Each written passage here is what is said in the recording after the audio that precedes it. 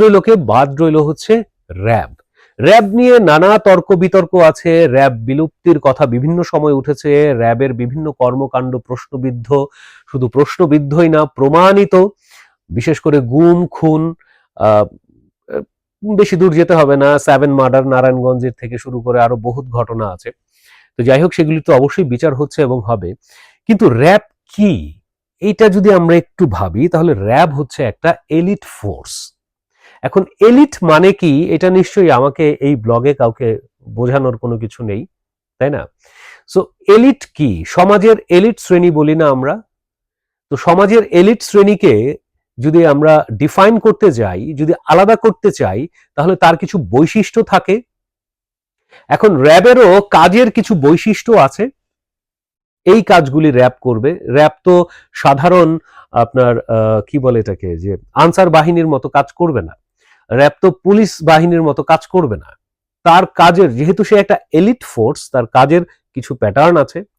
তার কাজের যদি আলাদা ডেফিনেশন বা প্যাটার্ন থাকে, তাহলে তার পোশাক, তাকে দেখে একজন সাধারণ মানুষ সে বুঝতে পারবে যে হ্যাঁ এইটা হচ্ছে একটা এলিট ফোর্স। কিন্তু র্যাবের যে পোশাকটা দেয়া হয়েছে, আমি একেবারে হলফ করে বলতে পারি র্যাবকে আলাদা করাই পসিবল না। ইনফ্যাক্ট র্যাবকে দেখে মনে হচ্ছে আমাদের পুলিশ বাহিনী।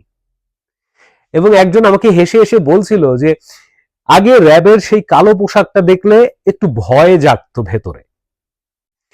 এখন সেই ভয়টা বিভিন্ন কারণে হতে পারে। আপনি হয়তো প্রশ্ন তুলতে পারেন যে একটা আইন শৃঙ্খলা রক্ষাকারী বাহিনীর সদস্যর পোশাক দেখে আপনার কেন ভয় পেতে হবে? তাহলে তো সে মানুষের কাছাকাছি যেতে পারবে না। ভাই, র্যাবের তো প্রয়োজন নেই মানুষের কাছাকাছি যাবার, ওকে তো এলিট ফোর্স হিসাবে গঠন করা হয়েছে। এলিট ফোর্সের কাজ কি মানুষের কাছাকাছি চলে যাওয়া? সেটার জন্য তো আমাদের পুলিশ বাহিনী আছে। পুলিশ হচ্ছে মানুষের একেবারে আমাদের ঘরের দোরগোড়ায় থাকে সব সময়, তারা হচ্ছে আমাদের সবচেয়ে কাছের, প্রতিদিনের।